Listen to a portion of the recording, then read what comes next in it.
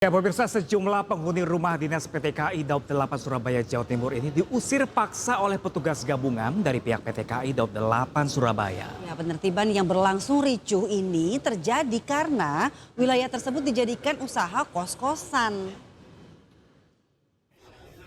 Gimana ini teman-teman?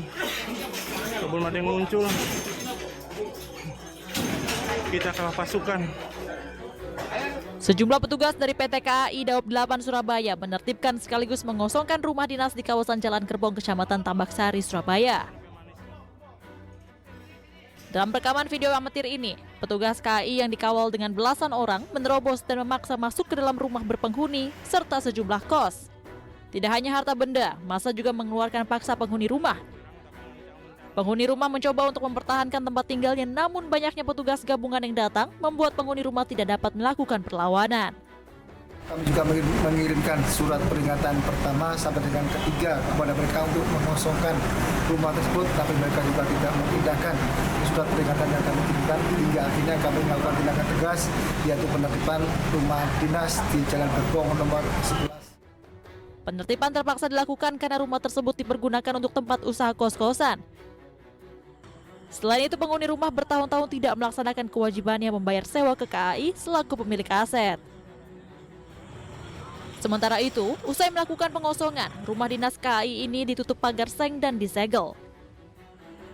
Dari Surabaya, Jawa Timur, Yuda Prawira, iNews melaporkan. Ya, pemirsa, Satreskrim Polresta Barelang kembali menggerebek tambang pasir ilegal di kawasan Nongsa, Batam. Nah, pemirsa, sebanyak total 5 orang ditangkap termasuk pemilik lahan tambang ilegal.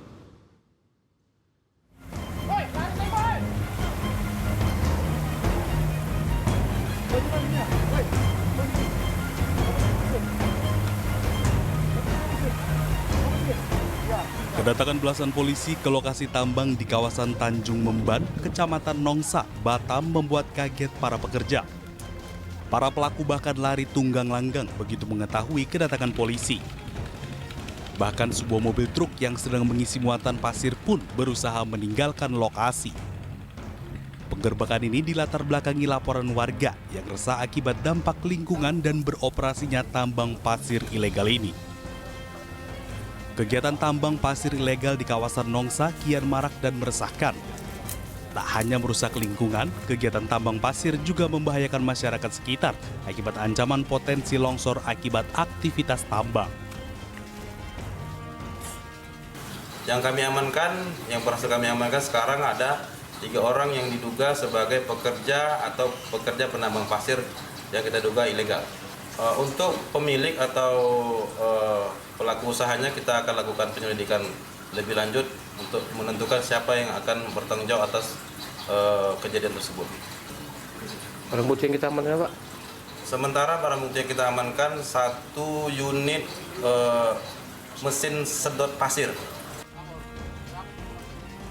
Dari hasil pemeriksaan awal, polisi kembali menangkap 2 orang pelaku lain yang diantaranya diduga sebagai pemilik tambang pasir ilegal. Diketahui hasil dari tambang dijual kepada developer perumahan dan toko bangunan untuk mendapatkan keuntungan. Dari Batam, Kepulauan Riau, Gusti Yenosya, iNews melaporkan.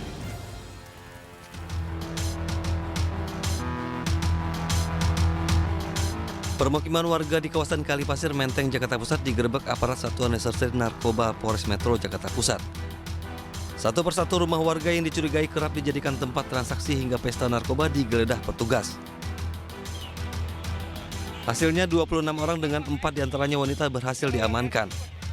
Penggerebekan dilakukan setelah petugas mendapatkan informasi terkait adanya peredaran gelap narkoba dari tokoh masyarakat sekitar. Mirisnya, para pengedar biasa menargetkan penjualan barang haram tersebut pada anak-anak, remaja, dan pelajar.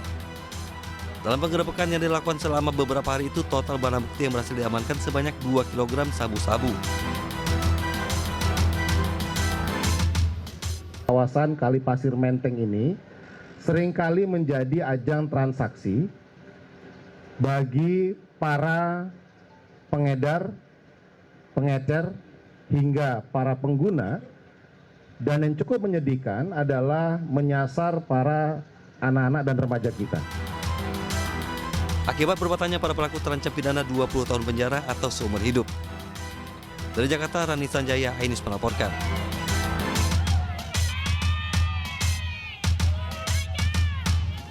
Kita ke informasi selanjutnya pemirsa, sebuah masjid di Makassar, Sulawesi Selatan ini akan dijual oleh pemilik lahan senilai 3,5 miliar rupiah. Cukup besar ya, imam masjid mengakui bahwa lahan untuk masjid ini tidak pernah diwakafkan.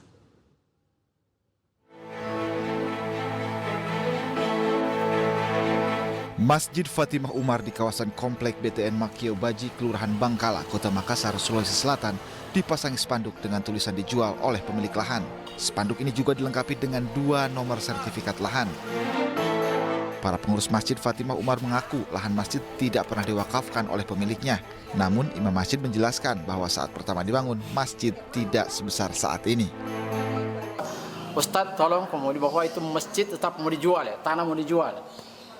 Ya, mau dijual dengan harga yang di belakang tanah kosongnya itu dijual 1,5 ya. Tapi kalau mau semua ini 3, dia kasih 3,5 ya.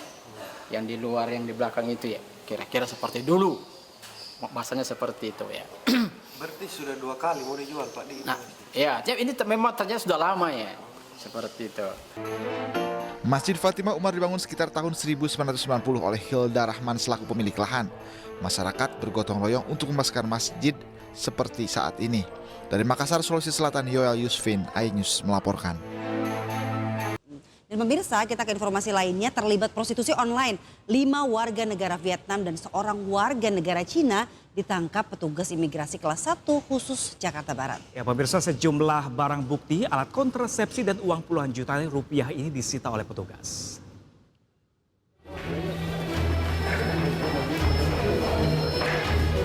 Enam warga negara asing ini ditangkap dari salah satu hotel di kawasan Jakarta Barat usai terlibat prostitusi online oleh petugas imigrasi kelas 1 khusus Jakarta Barat. Mereka terdiri dari 4 wanita warga negara Vietnam dan seorang WNA Tiongkok yang berperan sebagai pekerja seks komersial serta seorang laki-laki warga negara Vietnam sebagai muncikari.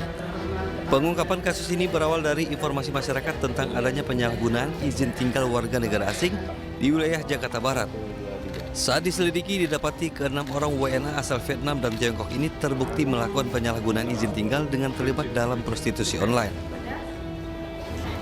Adapun 5 orang wanita warga negara asing dimaksud terdiri dari 4 orang warga negara Vietnam dan 1 orang warga negara Tiongkok. Selain mengamankan ke-6 WNA, petugas imigrasi juga turut mendapati barang bukti berupa alat kontrasepsi, paspor serta uang tunai 50 juta rupiah. Ke-6 warga negara asing ini akan dideportasi sesuai aturan keimigrasian. Dari Jakarta, Miftol Gani, Ainus melaporkan. Ya pemirsa, hingga Juli 2024 Pengadilan Agama Rangkas Bitung, Banten telah menerima lebih dari 700 permohonan cerai. Dan mirisnya lagi nih pemirsa dan juga Dian, ini sebagian besar alasan perselisihan rumah tangga ini karena lagi-lagi adalah judi online dan juga pinjaman online.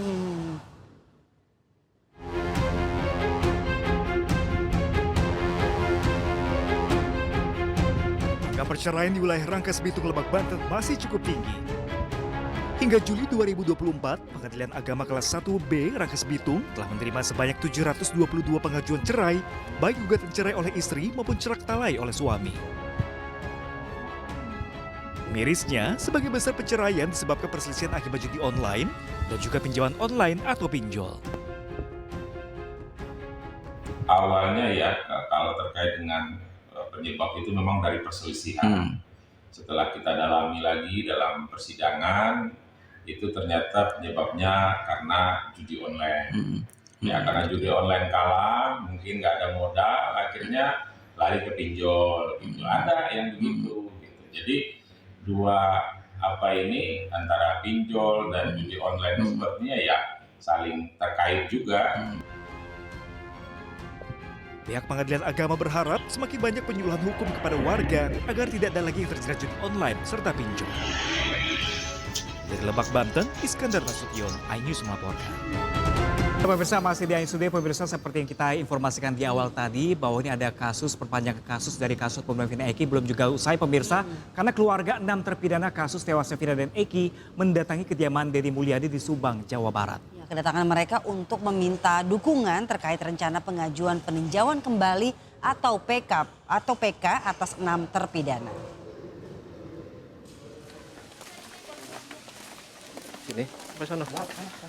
Keluarga 6 terpidana dalam kasus kematian Vina dan Eki mendatangi kediaman Deddy Mulyadi di Lembur Pakuan, Desa Sukasari, Kecamatan Dauan, Subang, Jawa Barat.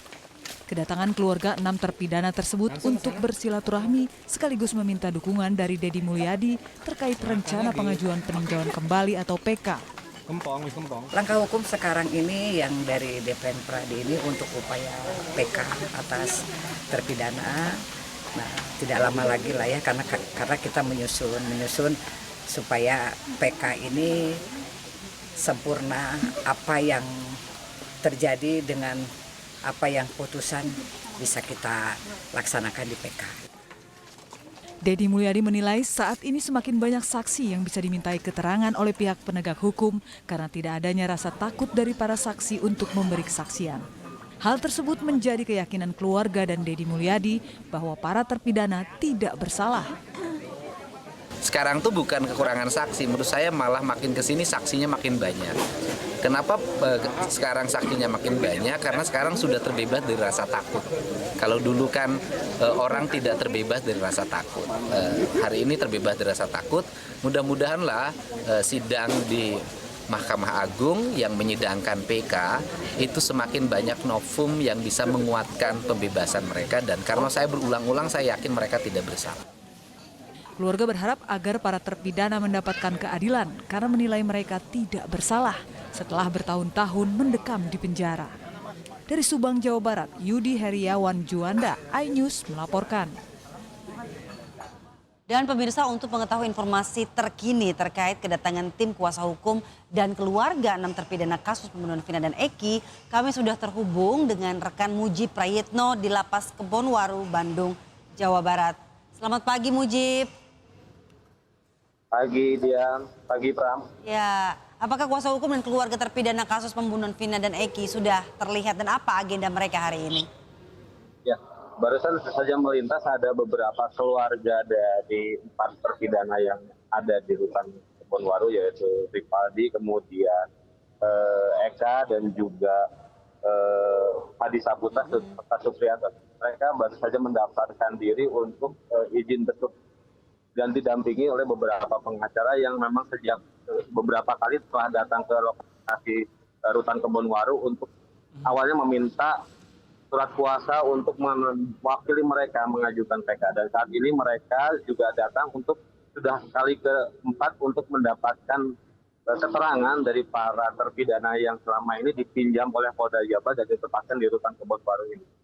Proses ini masih berjalan cukup panjang karena novum-novum yang dikumpulkan selain dari fakta-fakta yang ditemukan di lapangan juga harus didapatkan dari para terpidana yang sekarang berada di dalam rutan Kebonwaru.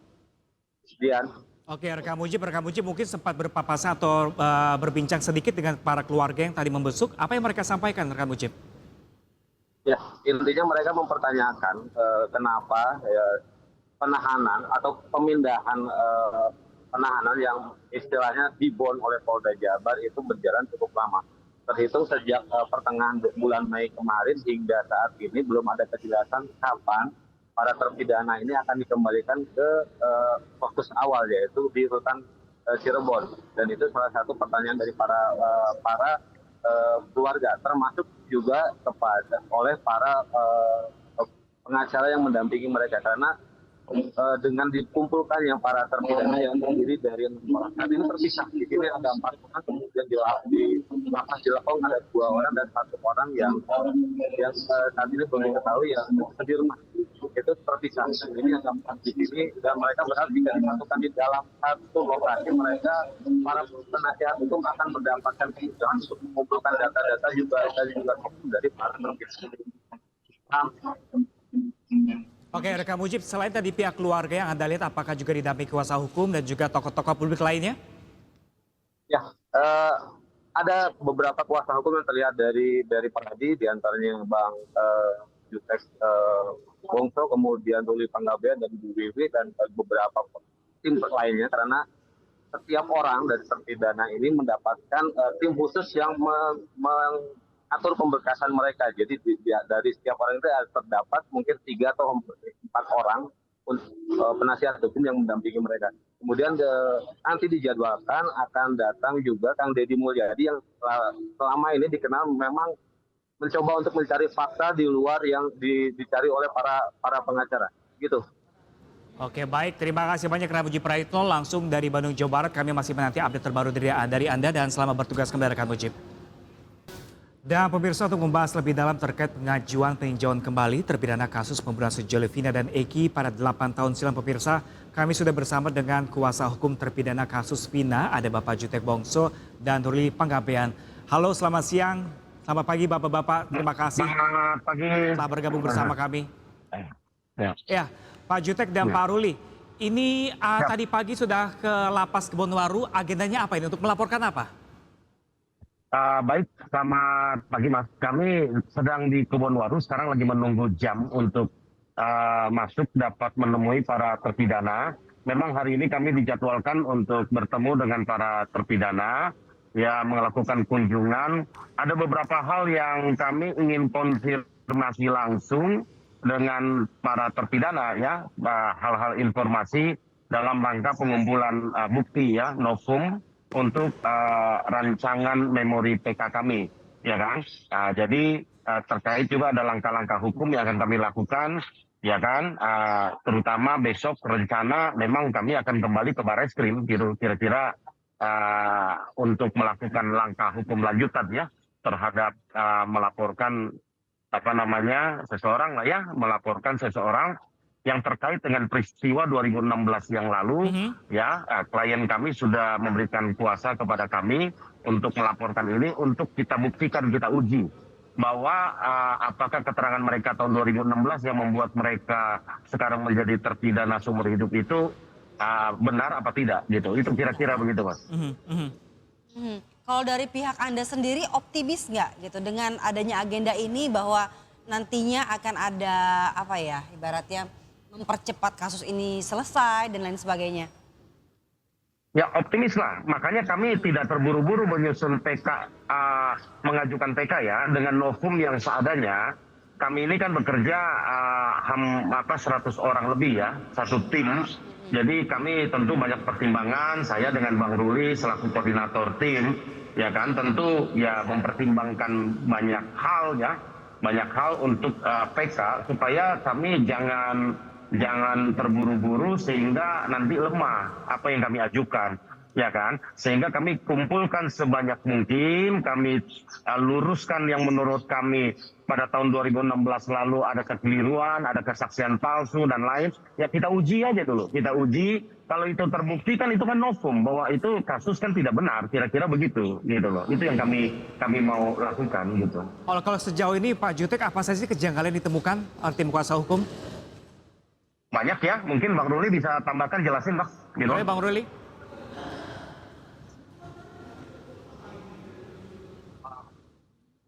Ya, audionya mohon maaf kurang terdengar, tidak bisa terdengar oleh kami, Pak Jutek. Ya, Bang. Oke, tampaknya tidak bisa terdengar dengan kami di studio saat ini. Oke. Mungkin Pak Ruli bisa. Ya. Saya yang jelasin, ya. Oke, makasih. Jadi tentu saja banyak, ya, yang kami temukan, kejanggalan yang kami temukan, ya, di dalam mencari novum ini, ya. Ya, itu sebabnya kami mulai dari hulu, itu yang selalu saya katakan. Dari hulu apa? Bahwa peristiwa itu kan terjadi akibat kesaksian dari beberapa orang yang kita anggap tidak benar, yang sudah kami laporkan di Mabes Polri. Antara lain ada ketua RT Pasren, ada anaknya Kavi yang mengaku pada malam kejadian itu kan para terpidana ini mengaku ada di rumahnya Pak RT, tapi Pak RT dengan anaknya yang ketika malam itu bersama-sama tidak mengakui. Itu kita uji yang pertama. Yang kedua adalah terkait dengan Aib dan Dede. Aib dan Dede inilah yang memberikan informasi kepada Rudiana, ya Aibtu Rudiana saat itu, sehingga mereka ditangkap, diproses, terjadilah mereka menjadi terpidana.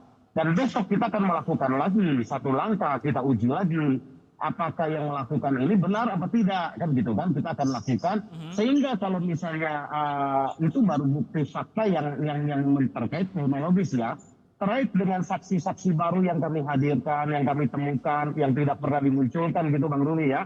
Saat itu banyak sekali, puluhan gitu kan, banyak sekali yang kami temukan. Logikanya gini Mas, itu flyover itu kan perjalanan itu kan panjang ya. Malam itu masa yang melihat itu hanya Aib dan Dede saja, yang lain tidak melihat. Dan itu kami hadirkan yang malam itu ternyata memang kebetulan berada di flyover. Saat itu banyak sekali yang menyaksikan dan tidak pernah menyaksikan peristiwa itu. Kenapa hanya Aib dan Dede? Ini kan patut kami pertanyakan gitu loh. Terkait saksi baru ini Pak Jutek sebutkan tadi banyak sekali saksi baru di sana. Ini pencarian saksi baru seperti apa prosesnya? Mengingat ini kasus sudah 8 tahun silam. Kami telusuri, kebetulan yang masih hidup yang ada saat tahun 2016 lalu ada di lokasi, ya kami mengadakan investigasi sendirilah, ya kan gitu kan, ya kita lihat, kita temui pemilik warung, kemudian warga sekitar, yang lain lah. Kita pengen tahu juga ada nggak terjadi malam itu kejar-kejaran, ada nggak penimpukan, pengeroyokan. Ini kan TKP-nya adalah jalan ceritanya mereka dikejar dari arah SMP 11, dipukulin lalu dibawa ke arah SMP 11 lagi, ada tanah kosong di depan lalu mereka kesiksa. Kan gitu kan? Dan itu cukup jauh, 2 km, 1 km lebih lah, bolak-balik berarti 3 km lebih. Saya rasa nggak mungkin kalau nggak ada saksi lain, hanya Aib dan Dede yang melihat gitu loh. Kan gitu kan? Gitu loh. Ini kan banyak hal kejanggalan yang kita mau uji gitu kan. Nah, keterangan-keterangan Aib dan Dede ini kan kami sudah laporkan, biar penyidik lah yang menguji gitu kan. Artinya Pak Jutek, nama Aib dan Dede ini dipastikan dilaporkan untuk kesaksian palsu? Sudah dilaporkan, sudah kami laporkan minggu lalu. Dan kabarnya informasi kami dapatkan di sosial media dan berita-berita online ini Aib dan Dede ini menghilang. Gimana tanggapannya ini? Waduh, kami nggak tahu, itu urusan bukan polisi lah, bukan urusan kami ya. Kami hanya menguji bahwa akibat keterangan mereka ini, maka para terpidana, klien kami ini ya menjadi terpidana. Itu aja yang kami uji. Kami melakukan TK. Kami melihat banyak sekali kejanggalan, itu kami uji gitu kan. Ya intinya inilah Mas, ada pepatah bilang kebohongan itu tidak akan akan sempurna, kan gitu kan. Itu yang kami coba, yang dugaan kami apakah betul peristiwa itu terjadi. Karena banyak sekali kejanggalan yang terpotong, yang menurut kami tidak masuk akal. Itulah yang kami uji dan kami kumpulkan selengkap mungkin. Ketika nanti kami mengajukan PK, itu sudah menjadi satu utuh cerita yang konkret, yang menurut versi kami gitu kan, gitu Mas. Oke gitu. Pak Jutek, ini dari seluruh klien Anda 7 terpidana ini sudah berapa orang yang mengajukan PK? Kami 6 ya, kami 6 kuasa dari 6 terpidana, dari 7 terpidana, ya kan. Kami belum ada mengajukan PK. Ya, kami lagi mempersiapkan, itu yang tadi saya bilang. Kami lagi mempersiapkan, kami tidak ingin terburu-buru, karena kami ingin mengajukan satu cerita yang utuh, gitu kan, supaya majelis PK yang nanti memeriksa itu dapat membacanya secara utuh, gitu. Demikian. Kalau Pak Jutek dengan tim kuasa hukum ini seberapa yakin sih kalau 6 terpidana ini tidak bersalah ketika itu? Apakah ada kecurigaan ini ada beberapa orang yang nebeng untuk tidak bersalah juga atau seperti apa, Pak Jutek? Kami ya tim ya, ketika masuk kami kan masih nggak percaya dengan keterangan hanya keluarga dengan terpidana dan lain. Setelah 1,5 bulan hampir kami tangani, ya kan, sama seperti Kang Deddy Mulyadi ya, yang waktu awal mengatakan masih 90%, 95% sampai kepada 100%. Kami pun sudah hampir ya mencapai angka 100%, kami yakin klien kami tidak terlibat seperti yang dituduhkan. Ya boleh dibilang sudah 100% lah kami yakin. Ya kan? Itu sebabnya kami dengan sekuat tenaga, kami selesaikan ini secara hukum, oleh karena ini adalah sudah produk hukum. Hasil penyidikan polisi sudah diserahkan jaksa, sudah diputus oleh pengadilan, sudah diuji di banding, akan diuji di kasasi. Tentu ya jalur satu-satunya secara hukum kita harus selesaikan dengan cara hukum, yaitu dengan PK, demikian. Baik, ini satu pertanyaan terakhir Pak Jutek dari kami. Kalau memang tidak terbukti bersalah begitu ya, tentunya banyak ini pihak yang dirugikan. Ini kira-kira akan menuntut apa gitu dan setelah siapa?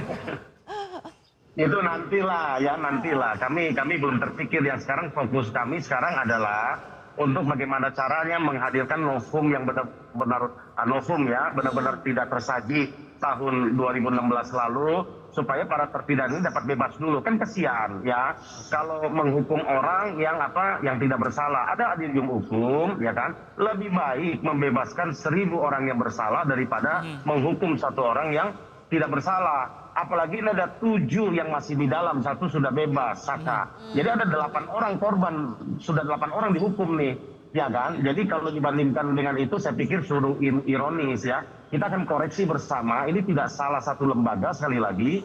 Ini sudah diuji di kepolisian, sudah diuji di jaksa, sudah uji di pengadilan. Ya kami sebagai penegak hukum juga ya, dari sebagai advokat, ya tentu kami ingin ke depan ini lebih baiklah semua lembaga-lembaga itu Indonesia ini supaya lebih maju, itu aja sih tujuan kami. Kayaknya Pak Jutek dan tim kuasa hukum terpidana kasus ini optimis sekali. Ini kalau boleh disipil sedikit nggak Pak Jutek? Ini bukti kuatnya apa sih Pak Jutek? Ya itu yang tadi saya sampaikan tadi semua. Tadi kan sudah saya beberkan bahwa kesaksian-kesaksian yang membuat mereka jadi terpidana, baik itu dari AFDD, dari Pasren maupun Kavi, itu kan menurut kami ya, makanya kami laporkan lewat kuasa. Menurut kami tidak benar, bohong, kan gitu kan? Itu aja kalau itu terbukti, artinya pasti bukan mereka pembunuhnya. Kenapa? Karena peristiwa itu ketika betul kalau mereka ada di rumah Pak RT, berarti bagaimana jam yang bersamaan mereka lakukan pembunuhan, ya kan? Gitu loh. Nah, kemudian kenapa Dede dan Aib kita laporkan? Kalau betul peristiwa itu dan mereka ada di lokasi, ya kan? Ya tentu tidak akan tidak akan terjadi akibat mereka melihat dan melaporkan ini kepada Aib Rudiana, timbullah masalah ini. Oke, kan baik. gitu. Ini kan satu kesatuan. Kami bandingkan dengan saksi-saksi yang tadi kami sampaikan, kami gali, kami investigasi lewat sepanjang jalur yang menurut pengakuan mereka, kita lihat apakahnya Aib dan Dede yang melihat, gitu kan, gitu loh. Gitu, Baik, terima kasih Pak Jutek dan Terima juga kasih banyak Pak Jutek, Bongso, tim selaku kuasa hukum dari terpidana kasus Vina. Terima kasih, kami masih menanti proses hukum lebih lanjut seperti apa, dan jangan sampai orang yang tidak bersalah malah menanggung jawab atas semua kejadian ini. Dan kita mau pengen cepat selesai ya persoalan ini ya. Baik, terima kasih Pak Ruli dan Pak Jutek telah bergabung bersama kami di studi kali ini. Terima kasih, salam sehat selalu. Pemirsa, 3 tersangka pembakar rumah wartawan Sampurna Pasaribu terancam hukuman mati. Ya, pemirsa, hukuman mati ini dapat menjerat para pelaku usai keluarga korban melayangkan laporan baru ke Mapolda Sumatera Utara.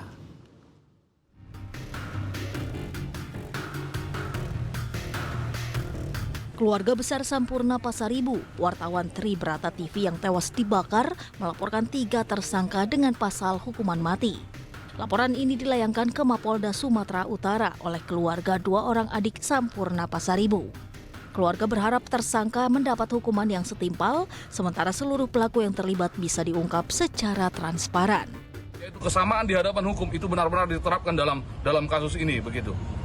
Jadi kita akan terus mengawal ini sampai ke proses persidangan nanti. Makanya yang sudah tertangkap saat sekarang ini sebaiknya segera mengaku siapa kemudian yang menjadi otak pelaku dan lain-lainnya terhadap kasus ini.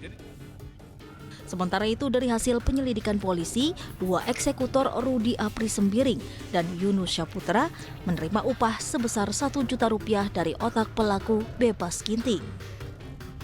Besaran upah setelah dilakukan pekerjaan oleh 2 eksekutor, ini masing-masing mereka mendapat Rp1 juta dari B. Hingga kini polisi masih mendalami motif peristiwa dan dugaan keterlibatan oknum aparat dalam kasus ini. Dari Medan, Sumatera Utara, Aminur Rasyid, iNews melaporkan. Dan sementara itu pemirsa, polisi menangkap dan menahan 2 penganiaya wartawan saat sidang putusan mantan Menteri Pertanian Syahrul Yassin Limpo.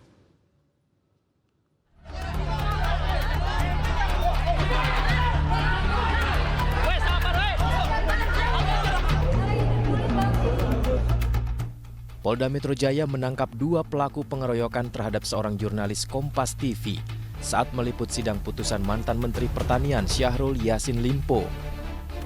Kedua pelaku, MNM dan S, ditangkap sehari setelah peristiwa pengeroyokan.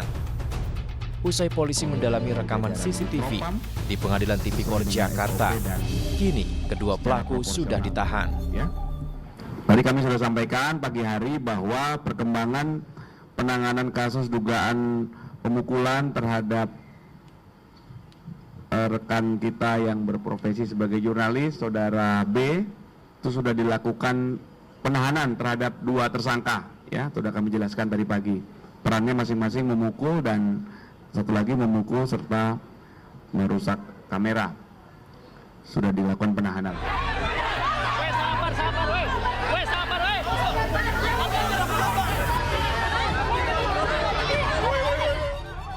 Sebelumnya kericuhan terjadi usai sidang vonis SYL Kamis pekan lalu.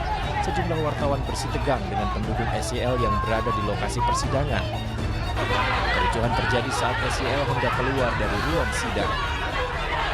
Para wartawan yang tengah bekerja merekam gambar dan mewawancarai SYL didorong oleh massa pendukung SYL hingga terjatuh. Kemudian dugaan penganiayaan terhadap seorang jurnalis pun terjadi. Selain itu peralatan peliputan rusak. Sementara itu pemirsa, foto 5 warga NU berkunjung ke Israel dan bertemu dengan Presiden Isaac Herzog viral di media sosial. Foto tersebut mendapat kecaman berbagai pihak karena kunjungan tersebut dinilai menyakiti hati umat Islam dan melanggar konstitusi.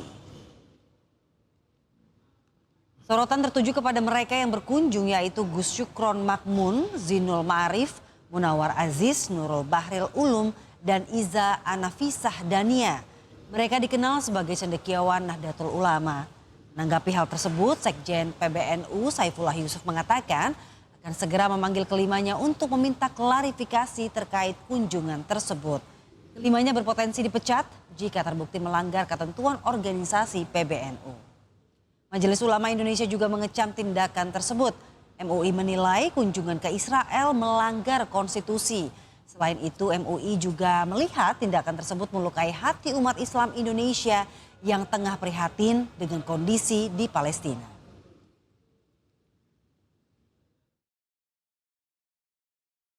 Karena apa yang dilakukan teman-teman ini tidak sejalan dengan spirit dan tindakan yang sedang dibangun oleh PBNU. PBNU hari ini sedang berkomunikasi intensif dengan Palestina, dengan otoritas Palestina. Kamis kemarin, Dubes Palestina datang ke PBNU bertemu dengan Gus Yahya dan membicarakan hal-hal apa yang bisa dilakukan untuk menghentikan Israel. Tetapi justru kok sebagian ada kader kita yang justru berkunjung dan beramah tamah ibaratnya dengan Presiden Israel. Walaupun mereka mungkin punya niatan baik, berharap gitu ya, bisa memberi perspektif, tetapi kita tahu bahwa seluruh dunia sudah mengecam, seluruh dunia sudah berbicara dan Israel tidak berhenti. Jadi kalau kita menganggap bahwa kita yang kecil ini bisa memengaruhi keputusan Israel, saya kira itu terlalu naif atau terlalu berlebihan. Sementara itu pemirsa, Zainul Ma'arif yang ikut serta dalam pertemuan dengan Presiden Israel ini memberikan klarifikasi melalui akun media sosialnya. Dirinya mengaku telah memberikan klarifikasi ke sejumlah media massa di mana pertemuannya dengan Presiden Israel ini hanya sebatas diskusi terkait konflik Palestina. Ia pun berharap semua pihak untuk tidak terbawa emosi.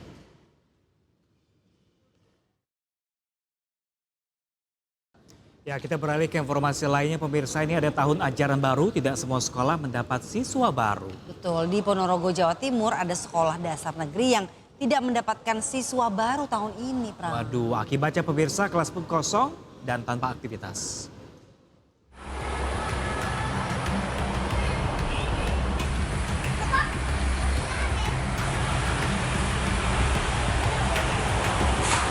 Suasana tahun ajaran baru yang identik dengan keramaian siswa, namun tidak dengan sekolah dasar negeri Setono di Kecamatan Jenangan, Ponorogo.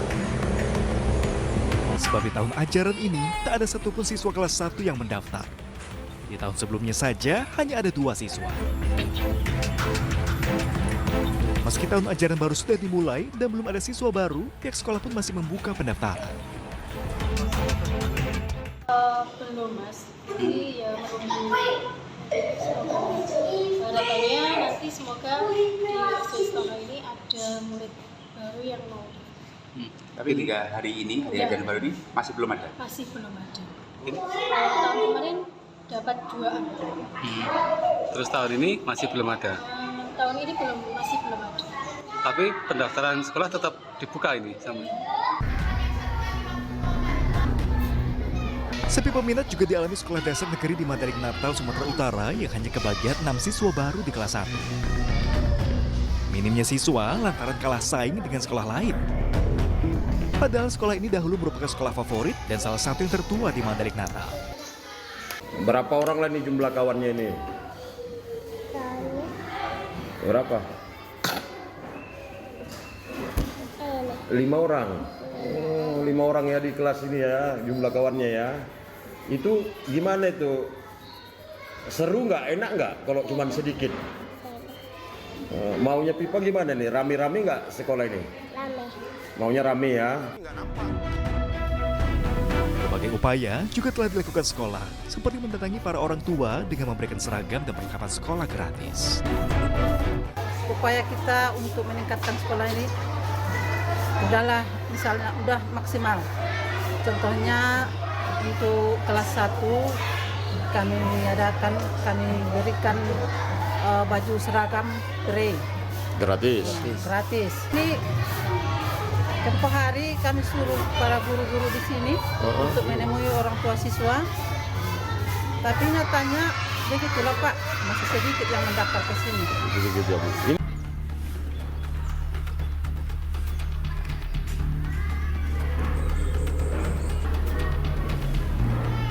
Upaya sekolah menarik siswa baru juga dilakukan SDN 3 Maurice Jaya di Kecamatan Banjaragung, Kabupaten Tulang Bawang, Lampung. Sejumlah upaya seperti memberikan seragam hingga jaringan internet gratis juga tidak berhasil menarik minat warga. Alhasil, sekolah ini hanya mendapatkan 6 siswa baru. Ya upaya saya ya sudah saya upayakan semaksimal mungkin. Dia tahu sendiri yang muridnya segitu aja. Pertama kali saya datang ke sini ya udah saya pasangkan wifi. Saya masih 3 bulan ke sini walaupun uang bos belum cair. Udah saya usahakan dulu. Untuk penerimaan dibuka berapa hari sih Pak? Ya seininya Mas, nggak pakai ini kalau saya, ya gimana? Sementara, pada tahun lalu, sekolah ini juga hanya mendapatkan 9 siswa yang saat ini duduk di bangku kelas 2. Tim Liputan iNews melaporkan.